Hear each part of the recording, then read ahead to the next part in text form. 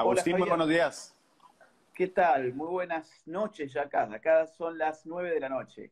Noches por allá y días por acá. Por aquí estamos en Muy bien, mediodía, pero ya buenos días, así es. Pues muchas gracias por bien. aceptar esta invitación, Agustín. No, gracias a vos por invitarme. Es un gusto estar participando de este diálogo en tu canal. Muchísimas gracias. No, muchas gracias, de verdad. Y para los que nos están escuchando, pues primero que nada nos vamos a presentar porque algunos, bueno, obviamente es más difícil que no conozcan a Agustín, es más fácil que me desconozcan a mí, pero vamos a aprovechar para presentarnos. Yo tengo este trabajo de evangelizar en redes sociales y de trabajar con muchos jóvenes y se me ocurrió la idea de escribirle a Agustín un día y decirle, Agustín, ¿por qué no? Pues vienes a hablar a estos jóvenes que probablemente todavía pues no han escuchado tanto el tema o han escuchado pero mal informados sobre el tema de la ideología de género. ¿Por qué no vienes a hablarnos a estos jóvenes por primera vez, quizá para algunos, sobre el tema? Y Agustín aceptó. Así que, bueno, primero que nada, aprovecho para presentarme yo, padre Javier Gagiola, mexicano de Hermosillo, Sonora. Llevo 2 años y medio ordenado sacerdote, así que, pues, joven. Y me dedico a trabajar con jóvenes, sobre todo en la ciudad de Guadalajara, Jalisco. Así que ahí estoy a sus órdenes. Y, pues, autor de 2 libros por ahora. La idea es seguir escribiendo para poder seguir compartiendo el mensaje. Agustín. Bueno, yo soy Agustín Laje, soy licenciado en Ciencia Política. Estoy terminando en este momento un máster en Filosofía. Soy escritor. Tengo 5 libros publicados, algunos en autoría, otros coautoría. Y el último libro, digamos, no el último, pero el más exitoso, lleva el título de El libro negro de la nueva izquierda. Y como dato curioso, soy fanático de la carne de Sonora, justamente. Que Muy gran, bien. gran carne tienen por allá. Sí, Excelente. Sí, de hecho en Argentina también tienen muy buena carne, así que compartimos ese gusto. exacto. Excelente, Agustín. Pues vamos a entrarle al tema porque tenemos poco tiempo y creo que es muy interesante. Lo primero que hay que, yo creo que compartir a las personas que nos escuchan, sobre todo en mi cuenta, que a lo mejor es el interés también de que compartas con los que me siguen, es qué es esta famosa ideología de género. Me imagino que lo has repetido muchas veces, pero recordar a lo mejor que estamos hablando a jóvenes, que es la primera vez que lo escuchan, algunos católicos, algunos no, pero interesados en este tema constantemente. Entonces, ¿cómo la podrías definir en pocas palabras y de dónde viene un poco? Bueno, lo voy a decir como habitualmente lo digo, con muy pocas palabras, pero después eso va a meritar una explicación.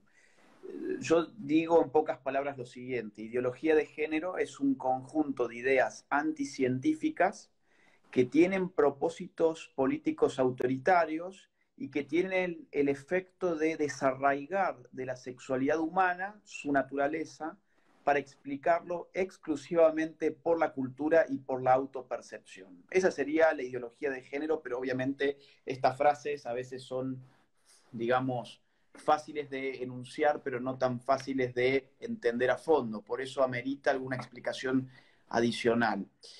Cuando yo digo que la ideología de género es una visión anticientífica sobre nuestra sexualidad, a lo que me refiero es que esa visión que pretende que nosotros sexualmente no tenemos nada natural que nos defina y nos determine sexualmente, es una visión anticientífica porque va en contra de las ciencias empíricas más modernas, y más contemporáneas, incluso algunas de ellas.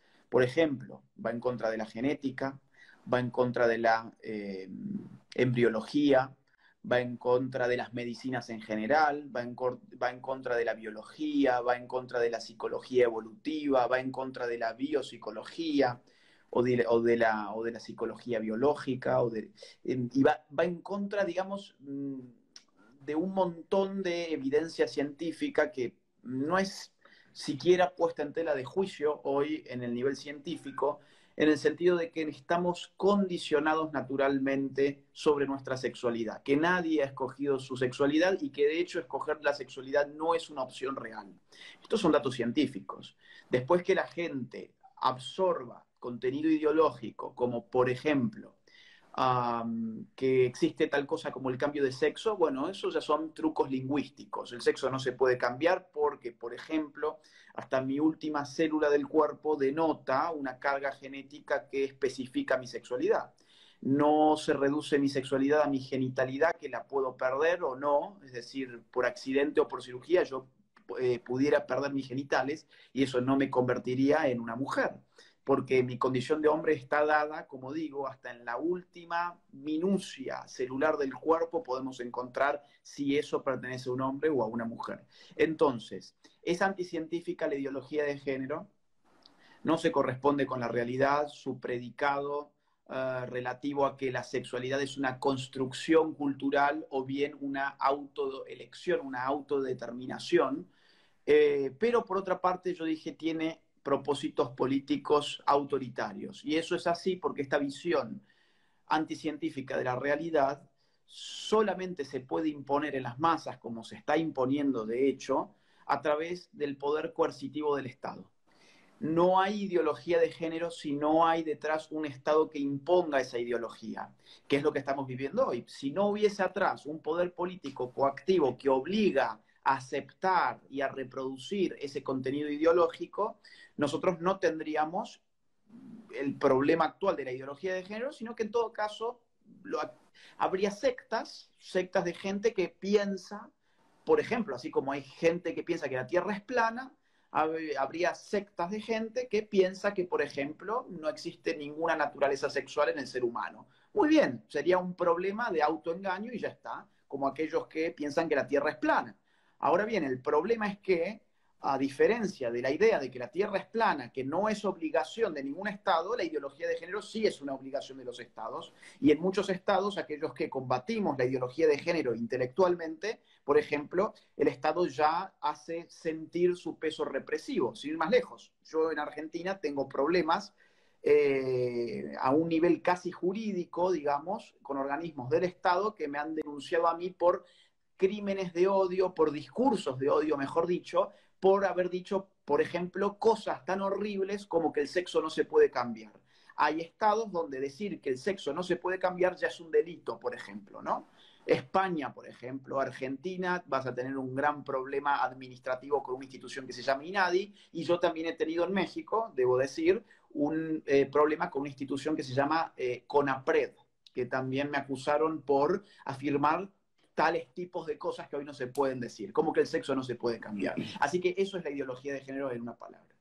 Bueno, hay muchas cosas que hoy parece que no se pueden decir porque no, es políticamente incorrecto. Pero sobre el tema político me llama mucho la atención y me gustaría preguntarte, ¿cuál es el interés de fondo? O sea, ¿por qué una ideología que tiene que ver con biología, tiene que ver también con orientación sexual, tiene que ver con tendencias, tiene que ver con un tema muy diverso a la política, quizá inicialmente hablando?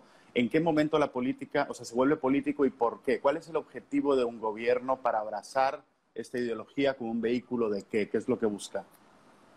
Yo creo que, digamos, se buscan muchas cosas, pero fundamentalmente hay tres grandes razones.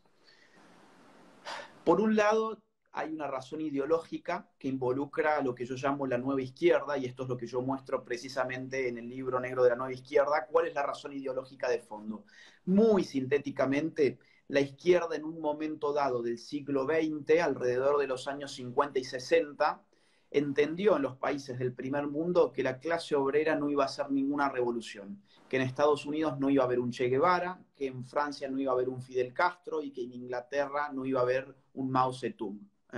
Entonces, esa izquierda que empezó a ver que el obrero no iba a hacer la revolución que Marx había prometido, salió a la caza de nuevos sujetos de conflicto. Entre esos nuevos sujetos de conflicto se apropió de alguna forma de la causa feminista y impulsó y hegemonizó la causa del género, en este caso de los colectivos LGBT. Entonces esa nueva izquierda tuvo un sentido, digamos, tuvo un interés de tipo ideológico para reconstruirse de cara a nuevos desafíos en el marco de países ricos. Por eso esto viene sobre todo de países ricos. Segundo punto, segunda razón, una razón de tipo económica. Es un gran negocio el tema del género, por dos razones. Por un lado, que detrás del género viene también como política la cuestión del aborto, es decir, el feminismo, digamos, es el principal soldado que tiene la causa abortista para llevar adelante en nuestros países un reclamo relativamente masivo, por lo menos mediáticamente masivo, por la legalización del aborto. Entonces, no es, digamos, una casualidad que los grupos feministas de nuestros países estén siendo financiados, por ejemplo, por clínicas abortistas. En México, por ejemplo, ustedes tienen asociaciones feministas y de género que son financiadas por Planned Parenthood. Planned Parenthood es la red más importante en el mundo de clínicas y servicios abortistas. Planned Parenthood, en su versión internacional, cuyas siglas son IPPF, que nació en el año 1952, hoy tiene más de 46.000 clínicas abortistas en el mundo. Para que pensemos en este número, yo dije 46.000 clínicas abortistas en el mundo. McDonald's en el mundo hay 33.900, ¿ok? O sea, IPPF, Planned Parenthood, tienen en el mundo más puntos donde te ofrecen servicios abortivos que McDonald's existen en el mundo. Cuando, además, hay que contemplar, por ejemplo, que según la propia Planned Parenthood en su versión de Estados Unidos, un aborto dentro de los primeros 3 meses implica un costo de hasta $1.500, ¿ok? Esos $1.500, digamos, no equivalen a lo que te puede costar una cajita feliz en McDonald's. Evidentemente, estamos hablando de una proporción dineraria enorme que en muchos casos es subsidiada por los estados.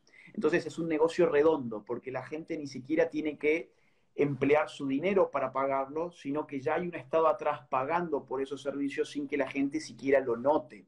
Es un negocio, insisto, fenomenal. Pero además hay otro gran negocio, que es el negocio de las cirugías estéticas para lo que se llama reasignación de sexo o reasignación de género, y por otra parte, por el negocio hormonal. Es decir, por ejemplo, mutilarle los genitales a una persona en el marco de una cirugía de reasignación de género es una cosa costosísima, cuesta mucho más en el mercado, por ejemplo, eso, que hacerse un aborto dentro de los primeros 3 meses, como estábamos diciendo.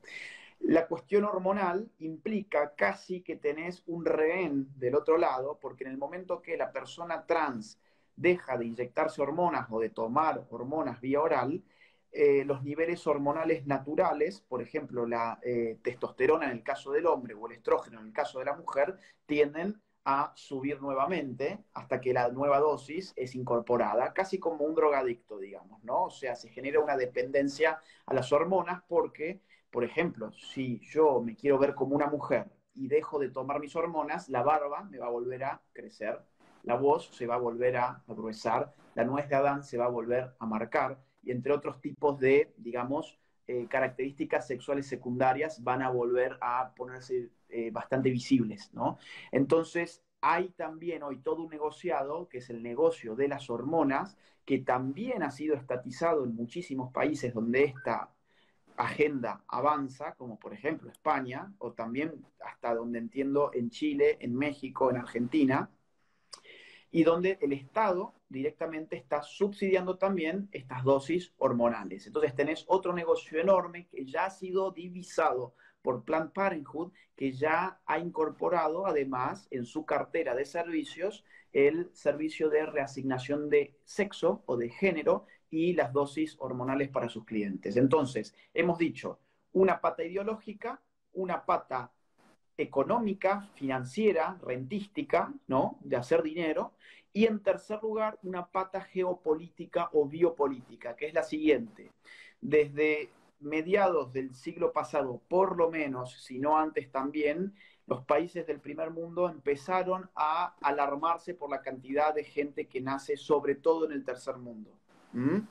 Esto se vio expresado en eventos muy importantes como la Conferencia de Bucarest del año 74, la creación de la IPPF en el año 52, que deriva de la Liga de Control Natal de los Estados Unidos, la creación del Consejo de Población en los 60, la creación del Fondo de Población de la ONU en los 70, la legalización del aborto en Estados Unidos con Roe versus Wade en el 73, la legalización del aborto en Gran Bretaña en el año 67, y un episodio muy interesante que es el informe Kissinger, donde ya ahí se asume en Estados Unidos que es necesaria una política natal para los países pobres, porque los países ricos van a tener tres peligros para su seguridad. Número uno, la, digamos, la falta de recursos naturales que son consumidos por aquellos que se reproducen en tanta medida en los países pobres. Número dos, polución o contaminación, fíjate que hoy es clave en la agenda que estamos viviendo. Y punto número tres, la migración que empieza a generarse desde los países pobres hacia los ricos. Entonces, ¿qué se asume? Que es mucho más económico para la seguridad de los países pobres controlar la natalidad de los países, de los países ricos, controlar la natalidad de los países pobres, que ayudarlos financieramente a salir de la pobreza, por ejemplo. Esto está todo asumido en el informe Kissinger, que después se asume en el año 94 en la Conferencia Internacional de Población de la ONU en El Cairo, donde se asume toda esta agenda de forma totalmente explícita. Entonces, pata número uno, ideología; pata número dos, economía; pata número tres, geopolítica, control natal en las poblaciones, sobre todo más pobres.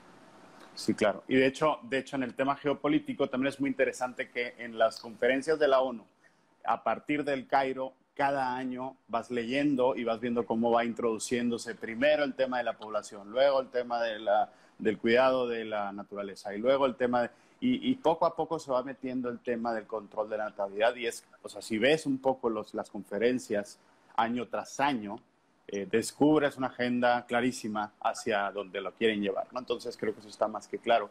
Además del tema geopolítico, del tema económico, del tema ideológico que mencionaste, me gustaría añadir otro tema que creo que es un poco lo que a los jóvenes que a lo mejor no habían escuchado esto les hace ruido, y es el tema del feminismo, pero sobre todo de la lucha por la igualdad de derechos de la mujer, la defensa de la violencia de género, etcétera, ¿no? Creo que es un tema que, además de estas causas ideológicas, económicas, etcétera, está la realidad de que claro que hay violencia doméstica, claro que hay una disparidad de oportunidades y de derechos de cara a las mujeres en muchas sociedades, ¿no? Y ha habido, pues, abusos, está claro. Que luego los números no son muy manipulados, obviamente, para defender la ideología de género es otra historia. Pero también es verdad que yo, como sacerdote, te puedo decir que me toca muchas veces ir a misión y encontrar una violencia doméstica hacia la mujer terrible, ¿no? En los pueblos de México es una cosa pues generalizada realmente. Y uno se pregunta, sea los que se identifican con la derecha o sea los que se identifican con el cristianismo, ¿no? En la cuestión de derechos humanos y de la defensa de la mujer, en nuestro caso, que no siempre es igual, ¿no? Porque yo creo que es diferente el tema de si te identificas como alguien de derechas o como simplemente un cristiano, ¿no? La pregunta es cómo no sumarte al tren del feminismo, porque a veces como parece la única opción, ¿no? Como joven decir yo quiero estar a favor de la mujer y por lo tanto me uno a la causa feminista. ¿Y por qué no se puede hablar de un feminismo diferente al radical? Porque yo la verdad a veces escuchando veo que hay un intento de introducir, e incluso yo he caído un poco, la verdad, en aceptar en el lenguaje, decir, bueno, es un feminismo, pero un feminismo católico, o un feminismo que está a favor de la mujer, pero no es radical, casi como queriéndose identificar con el de la primera ola, que era como más de igualdad, ¿no? No sé si me hice bolas, pero la pregunta sería un poco sobre el feminismo que hay detrás y sobre el tema en concreto de por qué no podemos sumarnos como católicos, como cristianos o si eres de derechas, a un feminismo que no sea el radical, o si sí se puede hablar de un feminismo que no sea radical. Bueno, mira, yo creo que lo que hay que advertir acá es que esta gente, o sea, la gente, por ejemplo, del feminismo, la gente del LGBT y la gente de izquierdas en general, toman problemas que son reales, pero dan soluciones falsas, instrumentalizando políticamente a la gente que piensa que está militando por buenas causas. Te voy a poner un ejemplo. Evidentemente, hay un problema en muchas sociedades, como México o como Argentina, de violencia doméstica. Eso es un problema real. Ahora, ¿cuándo se pervierte la cosa? ¿Cuándo se pervierte? Cuando se interpreta con gafas feministas.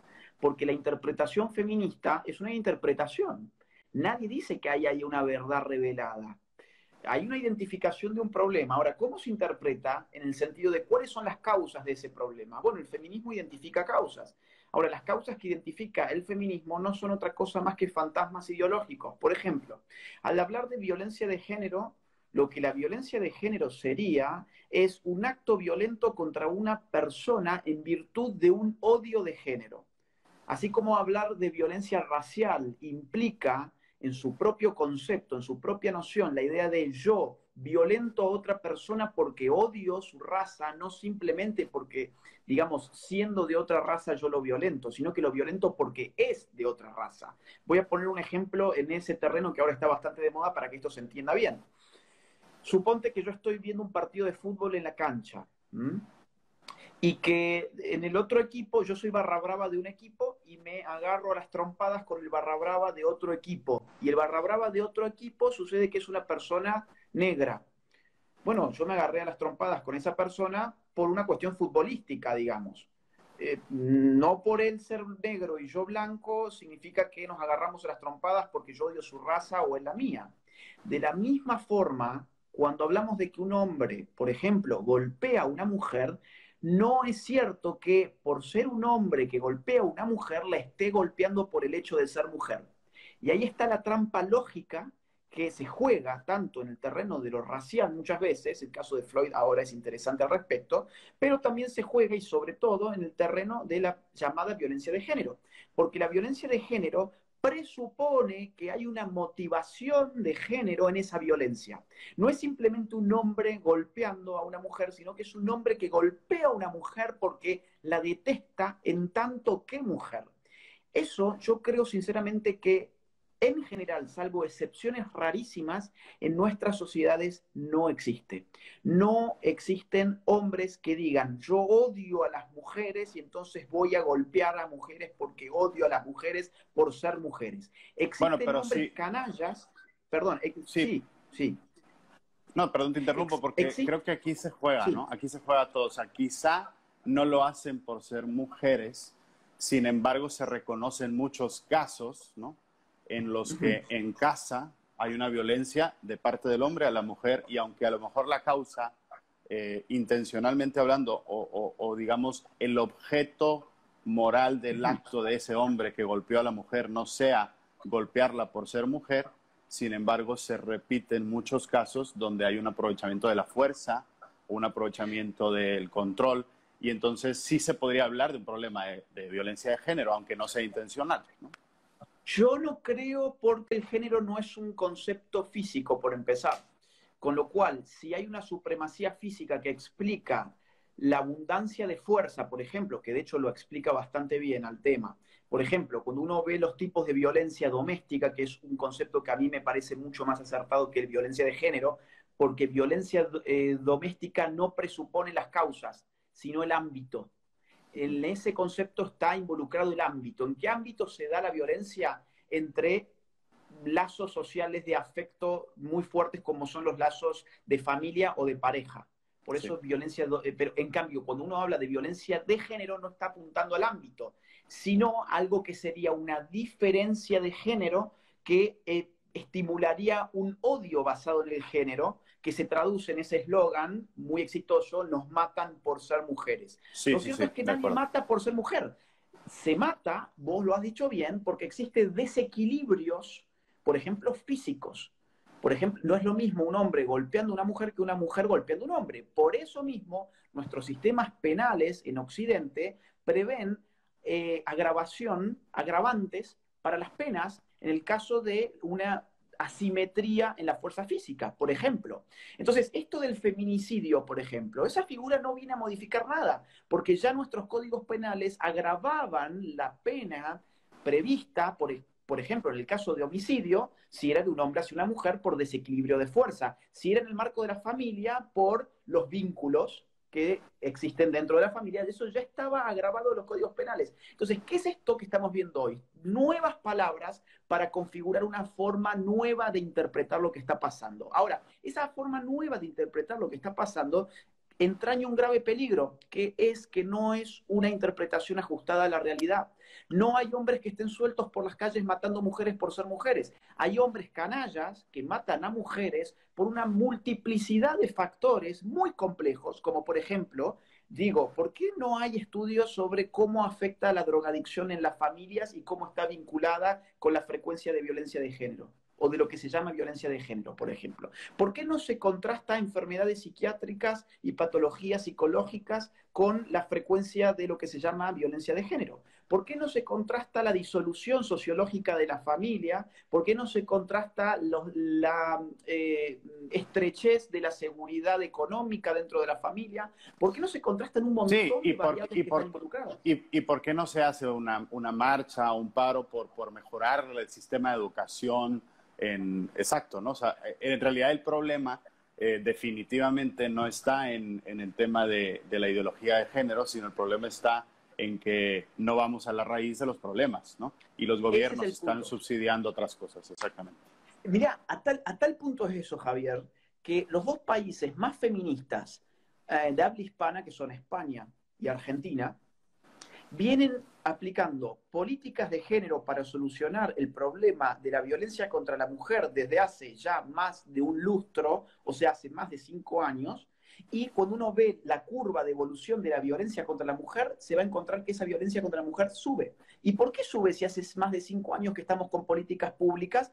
Porque el input de esa política pública es una interpretación errada de la realidad. Si yo no puedo interpretar mi realidad y digo que hay un problema en mi realidad, no lo puedo solucionar porque mi interpretación es falsa. Ese es el gran peligro de la ideología de género. Por eso, perdón, como para redondear un poco, por eso mismo no se ayuda, a mi juicio, a la mujer desde el feminismo, no se ayuda desde la ideología de género a la mujer porque parten de presupuestos falsos y por lo tanto llevan a políticas públicas erradas que no generan ningún efecto real.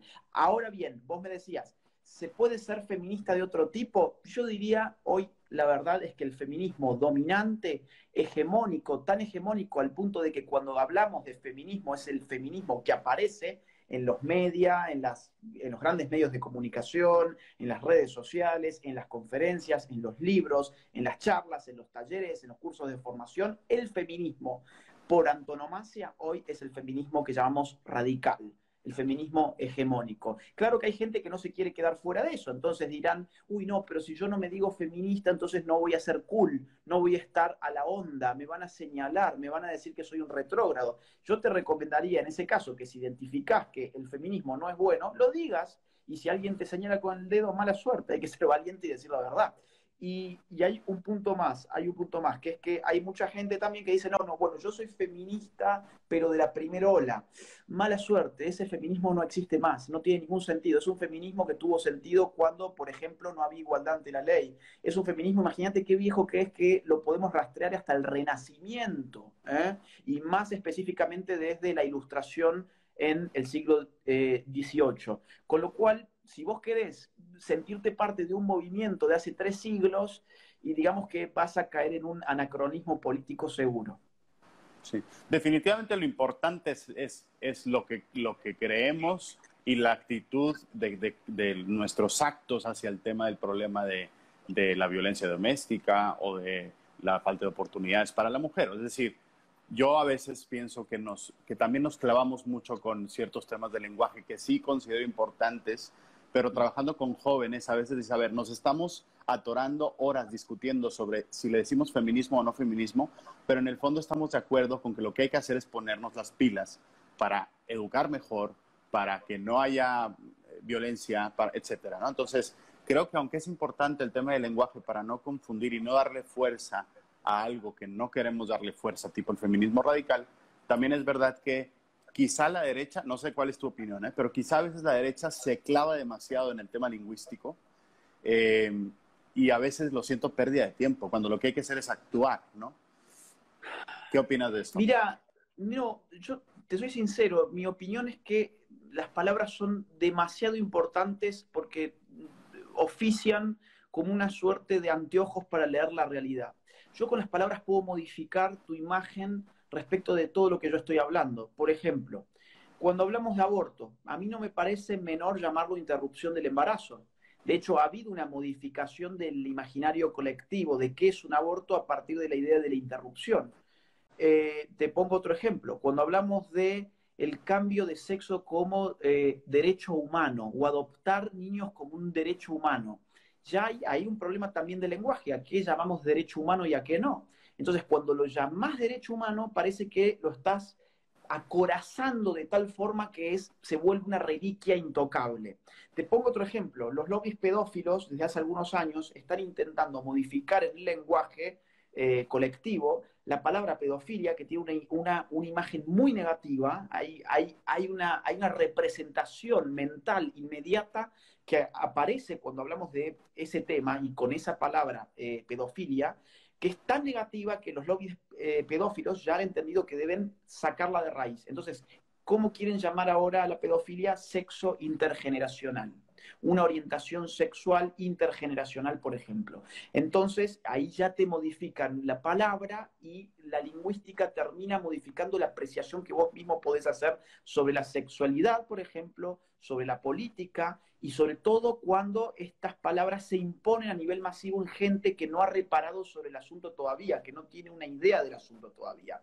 Entonces, yo creo que las palabras sí son importantes y que, por ejemplo, lo que le falta a la derecha en este sentido es haber ofrecido una palabra distinta de feminismo para referirse a personas que reivindican a la mujer, la especificidad y la naturaleza de la mujer y que están dispuestos a defender a la mujer, por ejemplo, de las violaciones, planteando un debate de mano dura de verdad sobre los violadores. ¿Cómo puede ser, digo, que supuestamente estamos tan horrorizados todos por la violación y nadie ha debatido? Vamos a poner un caso, uno puede estar en contra o no, por eso es un debate. Por ejemplo, nadie ha debatido sobre la esterilización química de los violadores. No es que vamos a rebanarle ninguna parte del cuerpo, sino que le vamos a dosificar una serie de químicos para bajar su libido. Por ejemplo, eso es la esterilización química, la castración química. Digo, uno puede estar moralmente a favor o en contra, pero digo, qué raro que ese debate no se haya abierto, porque hay países todavía como Argentina donde los violadores pueden salir de inmediato de la cárcel, incluso es escarcelable en algunos casos, y las feministas, cuando la derecha ha llevado proyectos de ley para agravar las penas contra los violadores, las feministas del Congreso argentino han votado en contra de agravar las penas contra los violadores, por ejemplo. Entonces, a la derecha le ha faltado una palabra para representar a un nuevo movimiento de mujeres y de hombres que quieren reivindicar y celebrar lo específico de la mujer y defender a la mujer en peligro. Pero no solo una palabra, sino también ha faltado de parte de la derecha acción, porque una cosa, digo, bueno, puedes tener toda una reproducción de un desarrollo teórico sobre el feminismo o la alternativa al feminismo, pero sobre todo acción, porque también hay que decir una cosa. El hartazgo, o sea, el fenómeno de las marchas y de los paros y de aquí y allá, además de ser ideológico, geopolítico, económico, pues también es de hartazgo, ¿no? O sea, gente que dice, a ver, los gobiernos, incluso de derechas, no me han dado respuesta o salida a mi problemática, ¿no? Entonces, ahí también yo creo que es importante reconocer que, y a lo mejor te puedes identificar con la derecha o no, pero decir qué hemos hecho como derecha o como cristianos, en mi caso, ¿no? Para responder a esa problemática, no solo a nivel conceptual. Lo que yo creo es que otra vez habría un problema, pero ya voy a ir al campo de lo práctico, no te preocupes, no es una evasión.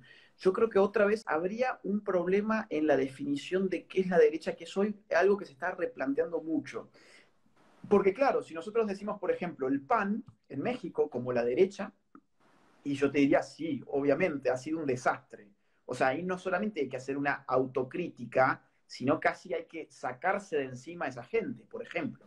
Y que de hecho, o sea, no en vano terminan aliándose, por ejemplo, con el PRD, ¿no? O por ejemplo, en España, el PP, el Partido Popular, que viene a ser como el PAN en México, pero digamos en España, para que la gente entienda. Bueno, el PAN en México, o sea, el PP en España, en Andalucía, hace muy pocos días, se acaba de abstener en una votación para un proyecto que obliga a todos los colegios de Andalucía a celebrar durante una semana consecutiva el Día del Orgullo Gay. Y uno dice, pero ¿por qué todos los colegios tienen que celebrar eso? ¿Por qué se tienen que obligar a todos los alumnos a celebrar y de qué manera lo van a hacer? Con fiestas queer, con celebración de no sé qué, carnaval del orgullo y todo ese tipo de cosas. Y uno dice, ¿y el PP, que es la derecha, absteniéndose en vez de votar en contra? ¿Quién votó en contra? Vox. Si el PP hubiera votado en contra, ese proyecto no salía adelante, por ejemplo. O uno puede pensar en Macri en Argentina o en Piñera en Chile. Ambos traidores que han llevado, en el caso de Macri, el aborto al, digamos, Congreso, al debate público y político, y en el caso de Piñera está aplicando toda una agenda sobre los niños, de ataque sistemático con ideología de género, y estamos hablando de un gobierno que también sería de la derecha. Ahora, el problema es que yo considero que esa centro derecha hoy carece de ideología por completo, es simplemente una fórmula económica, es un capitalismo nihilista y hedonista y nada más que eso, no le importa más nada que el mercado funcione más o menos bien, y frente a esa falta de una derecha más, digamos, consistente, es que estamos viendo fenómenos como en Estados Unidos Donald Trump, en España el caso de Vox, en Brasil lo de Bolsonaro, y hay algunos nuevos fenómenos interesantes. Ahora, de ¿Son cualquier derecha? manera, yo creo que sí. Yo creo que son de una derecha bastante dura, de hecho, lo que yo llamaría una nueva derecha, una Bueno, mezcla de liberalismo económico con conservadurismo cultural y con patriotismo más o menos nacionalista, digamos. Así que yo te diría, evidentemente, ese centro derecha que vos señalás ha sido un desastre. O sea, ahí no hay que hacer una crítica, ahí hay que hacer una extinción prácticamente.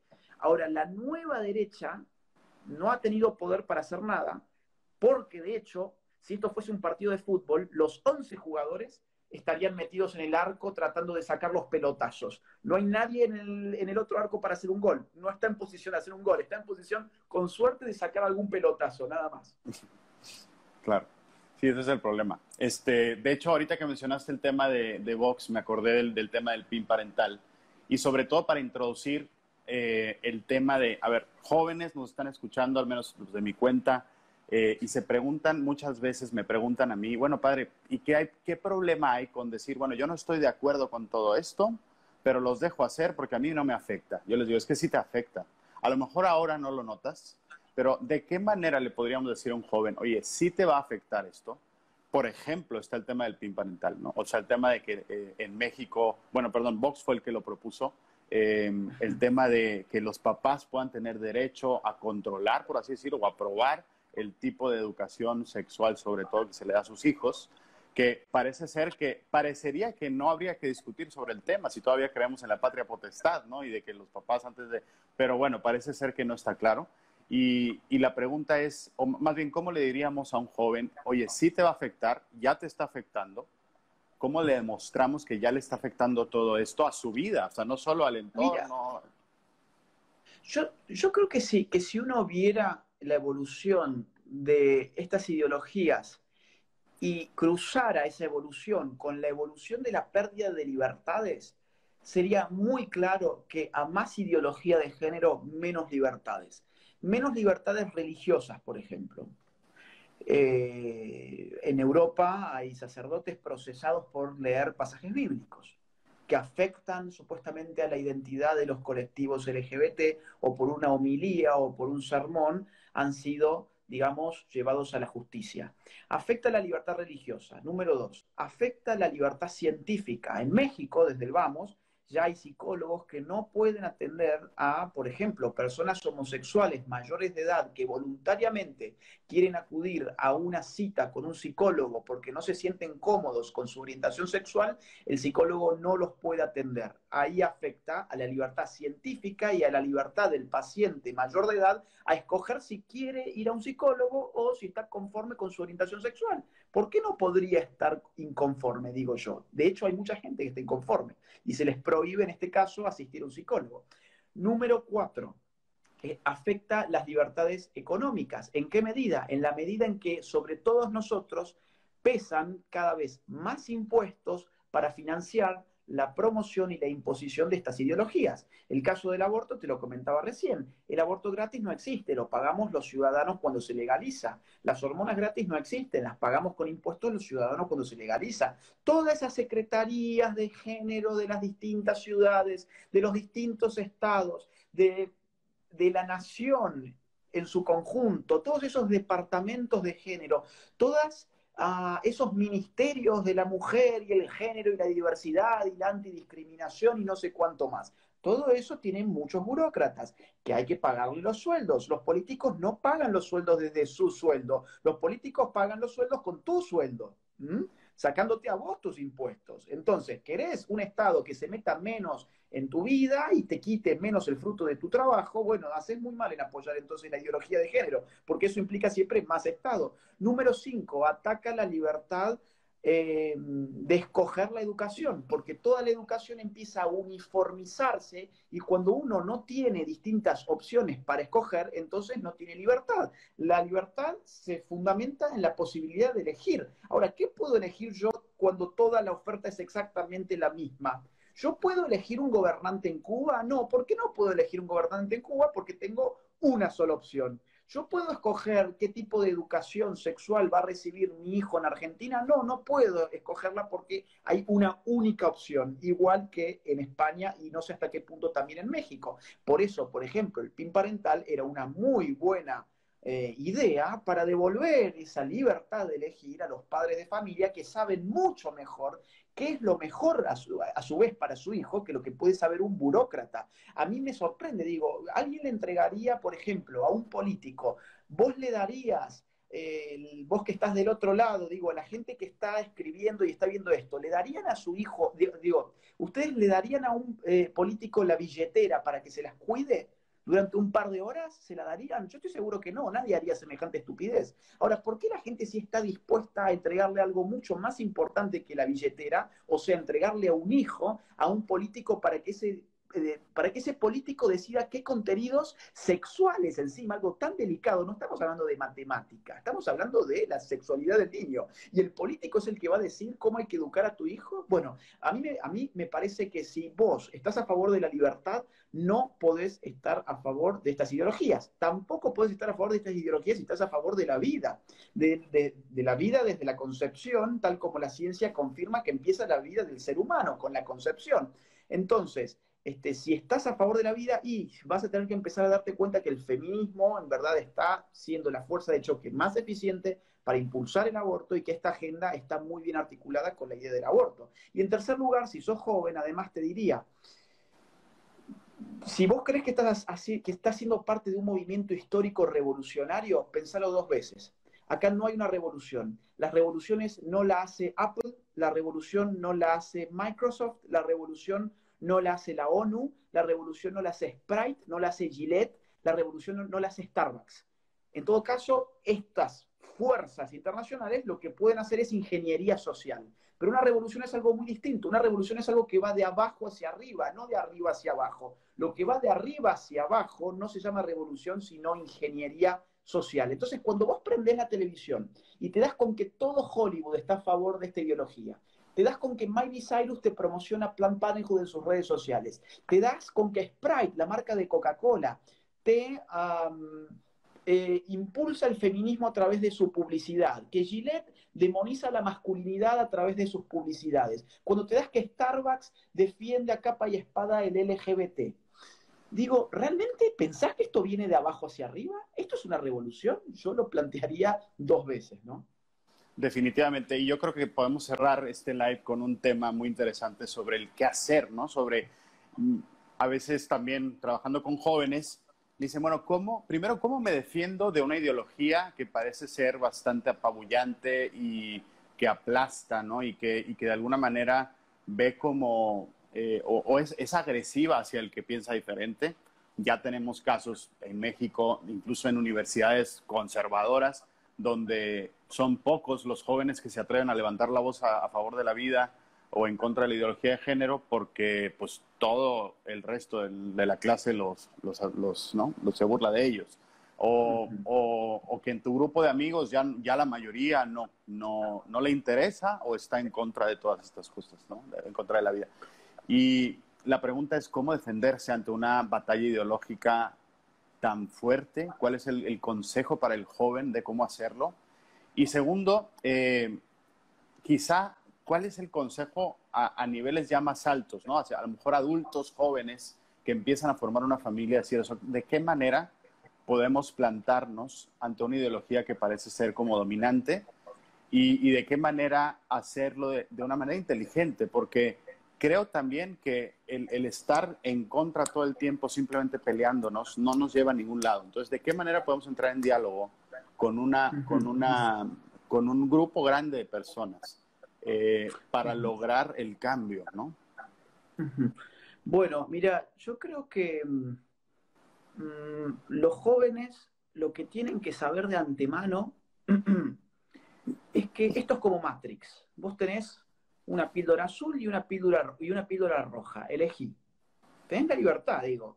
Si no te sentís fuerte, si no te sentís en una posición que vas a tener que enfrentar la realidad y dejar de ver, digamos, lo que te presenta Netflix para que veas como realidad, si vas a querer tomar la píldora roja, digo, tu vida va a cambiar significativamente y vas a tener que ser consciente de que vas a vivir toda tu vida nadando contra la corriente. Lo bueno de saber que vas a nadar contra la corriente es que te puedes preparar para nadar contra la corriente. Si yo soy nadador y tengo que nadar contra la corriente, me voy a preparar duramente para cuando llegue ese día en que yo tenga que nadar contra corriente. Si yo soy nadador y sé que nunca en mi vida voy a nadar contra la corriente, bueno, jamás voy a entrenar pensando que tengo que nadar contra la corriente. Ahora, como nosotros sí tenemos que nadar contra la corriente, esto significa que tenemos que prepararnos muy bien. Prepararse muy bien significa estar bien informado, es decir, tener un bagaje de datos, casi te diría aprenderlos de memoria. No te va a costar demasiado. Has aprendido de memoria canciones que no sirven para nada, has aprendido de memoria las tablas de la multiplicación, que lo podés hacer con la calculadora. Bueno, aprendete en este caso algunos datos que son muy importantes, que los tengas de memoria para los debates. Pero solo con información no hacemos nada. Necesitamos también formación, que es aprender a pensar lógicamente, aprender a pensar analíticamente, aprender a pensar sintéticamente y aprender a pensar conceptualmente. Porque de esa forma vamos a tener conceptos claros, analíticos, descomponibles en sus partes, sintetizables, relacionables, y a partir de eso ordenás esa información. El dato como dato no sirve en sí para nada, sirve como información el dato una vez que vos lo sistematizás a partir de la lógica, a partir de un proceso intelectual analítico, conceptual, etc. Entonces, aprender a pensar no es algo simple. Los colegios no te preparan para aprender a pensar, sino para aprender a repetir en general. Aprender a pensar yo creo que viene de la mano con algo que la gente lamentablemente casi no hace, que es leer. Porque cuando uno lee, activa intelectualmente la capacidad analítica, conceptual, sintética, imaginativa, representacional, todo lo que no activamos, por ejemplo, cuando vemos la televisión. Cuando vemos la televisión ya tenemos ahí la imagen, no hace falta que la pensemos, está la imagen. Ahora sí estamos pensando porque estamos escuchando más que ver. Acá no hay nada interesante para ver, hay algo interesante para escuchar. Pero generalmente cuando miramos la televisión, miramos sobre todo para ver, no tanto para escuchar, si no iríamos a la radio. El problema del ver es que ya tenemos ahí el contenido, está acá. No hace falta que lo sintetices, no hace falta que lo analices, no hace falta que lo conceptualices, porque nada de esto involucra el intelecto. Y yo creo que nos hemos pasado demasiado tiempo mirando televisión. Apagar un rato y fíjate a ver cuánto tiempo podés leer. Y te vas a frustrar, porque vas a encontrar con que no podés concentrarte en más de 4 páginas. Sí, claro. Y yo te diría, ¿es un problema? Sí, es un problema. Es un problema porque significa que nos han atontado bastante. Nos han atontado bastante. Ahora, es un problema que afortunadamente superable. ¿Cómo? Con voluntad. ¿Y esto qué significa? Bueno, si hoy pudiste leer 4 páginas y te agotaste intelectualmente, no importa. Mañana intenta leer 5. Pasado mañana intenta leer 6. Y andás subiendo de a poco y vas a ver cómo intelectualmente te va a ir cambiando la cabeza totalmente. Y vas a poder ver conexiones que antes no las podías ver porque tenías una cultura chata, que es la de la imagen.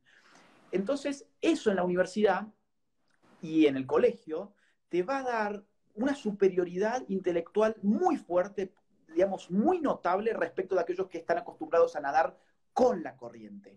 Ahora bien, sé astuto, no te quedes pegado a un profesor que te va a hacer repetir la materia año tras año tras año por haberte hecho el guapo, sino que sabe bien dónde podés hablar y dónde no puedas hablar, porque necesitamos que te recibas. Acá no hacen falta kamikazes, acá hace falta gente inteligente, astuta y con coraje, pero solamente con coraje no basta, porque si no vas y te inmolás. Tenés que ser astuto, tenés que saber dónde podés hablar en voz alta y dónde mejor hablalo con tus compañeros en el recreo, por ejemplo.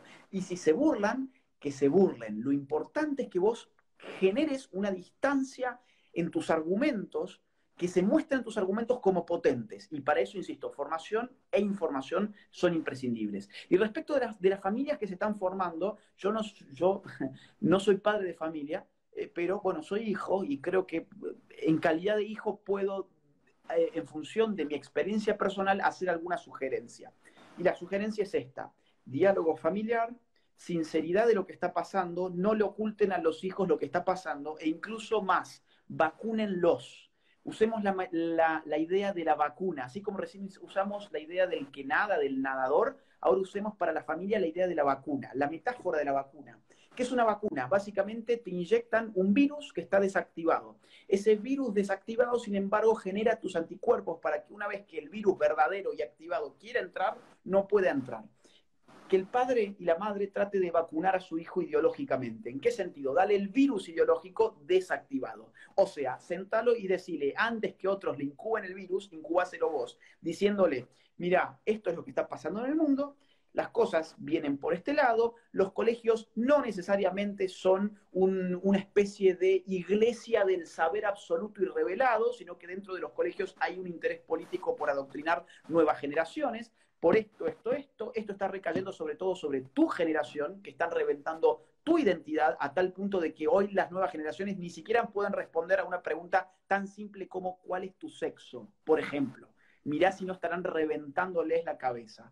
Entonces, le explicás, tenés que tener buenos argumentos para darle el virus y de inmediato refutárselo, ¿m? Y tu hijo te mirará como diciendo, ¿qué le picó a mi padre o a mi madre? ¿Qué locura me está diciendo? Pero cuando el virus verdadero quiere entrar en el colegio, tu hijo va a acordarse de aquello que vos le anticipaste y va a decir, mi papá tenía razón o mi mamá tenía razón cuando me dijo que esto iba a pasar. Este día llegó y el virus quiso entrar y yo ya tengo la respuesta de alguna forma, ¿no? A ese virus. Entonces, esos serían, yo creo, los consejos tanto para jóvenes como para familias. Yo creo que son muy buenos consejos. Y yo añadiría una cosa, a mí me llama mucho la atención a nivel histórico, cómo se pasa en la Iglesia Católica de una iglesia perseguida en los primeros 300 años a una iglesia, por así decirlo, triunfante, ¿no? Y es verdad que hay muchos detalles de cómo se dio, pero también es verdad que la iglesia pasa a ser de una realidad perseguida, pequeña, sin influencia social, política, a ser todo lo contrario, con la sola fuerza de un mensaje y de vidas que hicieron vida ese mensaje. O sea, son capaces, la Iglesia Católica fue capaz de convertir un imperio entero con la pura fuerza del mensaje, sin necesidad de fuerza política, al menos inicialmente. Ya después la historia la conocemos o la podemos investigar, pero ese paso inicial fue por personas que hicieron vida el mensaje, ¿no? Entonces, yo también recomiendo, además de ser unos cracks para defender argumentos y para exponer la verdad, también es verdad que tenemos que ser unos cracks para vivirla, ¿no? Si somos capaces de demostrar como cristianos, como derecha, como lo que fuera, que la ideología de género no tiene sentido y que lo que tiene sentido es todo lo contrario, si lo demostramos con la vida, entonces convences el doble, ¿no? Yo creo que es importante también apuntar a la vida, ¿no? A los actos, a de qué manera estamos viviendo lo que decimos creer, ¿no? Y bueno, pues muchísimas gracias. Efectivamente. Sí. Un último comentario sobre eso que es muy, muy interesante. Efectivamente, y hay mucha gente que está haciendo muchas cosas muy buenas. Por ejemplo, CAM, que es el Centro de Ayuda para la Mujer, por ejemplo. Asisten a mujeres que están embarazadas en un contexto que hoy se diría socialmente inviable, ¿no? O sea, por ejemplo, su pareja los dejó, su pareja las dejó, perdón, o por ejemplo, no tienen trabajo, o por ejemplo, no sé, psicológicamente no están, digamos, o creen no estar aptas para hacerse cargo de su hijo. Entonces, este grupo, por ejemplo, CAM, ayuda mucho a estas mujeres, les consiguen trabajo, asistencia psicológica, abogados, las ayudan con los pañales, las ayudan con comida, ayudan muchísimo. Entonces, ONGs como esas hay un montón. Entonces, efectivamente, también es muy bueno que si uno quiere, por ejemplo, apoyar a una ONG, sepa que estas ONGs son muy precarias económicamente porque no hay detrás ni un Bill Gates, ni un George Soros, ni un Rockefeller, ni una Fundación Ford, ni la plata de la ONU, ni la plata de tu Estado. Está simplemente la gente que, digamos, trabaja desde el llano, desde abajo. Esos sí que son revolucionarios de verdad, ¿te das cuenta? Entonces, y esas organizaciones jamás salen en los medios de comunicación. De hecho, la gente no las conoce y hacen un trabajo fabuloso y se las oculta sistemáticamente porque precisamente hay que ocultar el hecho de que los pro vida están haciendo muchas cosas para salvar la vida de los dos. Por eso, por ejemplo, en Argentina, la Iglesia Evangélica, por ejemplo, llevó adelante un proyecto de un 0800 para atender a las madres embarazadas que tuviesen inquietudes, que necesitaran alguna asistencia, y ese 0800 fue boicoteado por el feminismo, que terminó logrando que el Estado quitara ese 0800 del repertorio de políticas públicas, porque de lo que se trata no era de ayudar a la mujer, sino de hacerla abortar. Y eso estaba clarísimo. Entonces hay gente que está haciendo cosas muy buenas y que sepan la gente que está mirando esto, que hay mucha forma de ayudar a esta gente, además de formarse y de informarse, también obviamente con las acciones hay que militarlo, ¿no? Hay que poner de lo suyo, porque si no vamos a ser en definitiva ratas de biblioteca, pero no vamos a terminar teniendo contacto con la lucha real, ¿no? Exacto. Pues muchísimas gracias, Agustín, la verdad, por este momento. La verdad, aprendí mucho y te agradezco que nos hayas compartido tanto conocimiento y tanta información para poder pues, vivir esto de una manera mejor y aprender y tener ganas de formarnos más. Para concluir, que nos quedan 2 minutos, simplemente les comparto un libro que me llama mucho la atención a mí. Bueno, además del libro negro de la Nueva Izquierda, que lo deben leer todos, está un libro de un compañero mío que se llama Filosofía de Bar para un mundo posmoderno, porque ahorita vi que preguntaron qué lecturas recomendábamos para justo crear este pensamiento crítico. Este libro es buenísimo, te lo recomiendo también a ti. Y no sé si tú nos quieres recomendar, además de los tuyos, alguno por ahí que nos pueda ayudar justo a eso, ¿no? A crear un pensamiento más crítico. Sí, miren, voy a recomendar un libro cortito, pero creo que les puede impactar. Es un clásico ya de la ciencia política que se llama Homo Videns. Es cómo nos han hecho dejar de ser Homo sapiens sapiens, o sea, hombres que piensan, a pasar a ser hombres que miran la televisión. Y yo les puedo asegurar que les va a impactar. Es un ensayo corto, lo pueden leer, no sé, en un par de días nada más, y se van a impactar de cómo la televisión te puede manipular y les advierto que eso les va a impulsar a tener más energía a la hora de buscar libros para leer a su vez. Excelente, pues muchísimas gracias, saludos a todos y nos vemos próximamente en los siguientes videos que vayamos subiendo live. Gracias, Agustín, y una bendición hasta allá.